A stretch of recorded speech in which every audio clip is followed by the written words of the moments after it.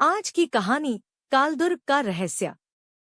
बहुत समय पहले हिमालय की तलहटी में राजा विक्रमादित्य का एक समृद्ध राज्य था।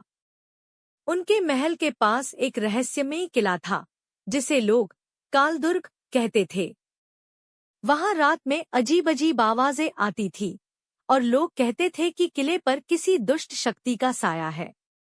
एक दिन राजा को किले से एक पत्र मिला। उसमें लिखा था, हे राजा, अगर तुम सच में पराक्रमी हो तो कालदुर्ग आओ। यहाँ तुम्हारे राज्य का सबसे बड़ा रहस्य छिपा है। मंत्रियों और सैनिकों ने राजा को वहां न जाने की सलाह दी, लेकिन राजा ने कहा, एक सच्चा राजा अपने राज्य के किसी भी हिस्से से डर नहीं सकता। रात में राजा कुछ सैनिकों के साथ किले में पहुंचे। जैसे ही उन्होंने किले का दरवाजा खोला, यह खुद ब खुद बंद हो गया। अंदर गहरी अंधेरी दीवारों पर अजीब चित्र बने थे।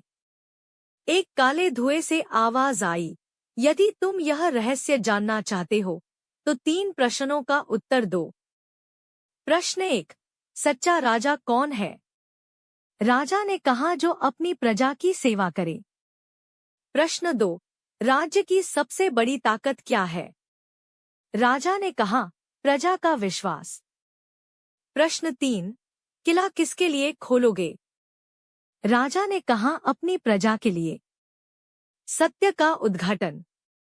अचानक काले धुएं से एक ऋषि प्रकट हुए।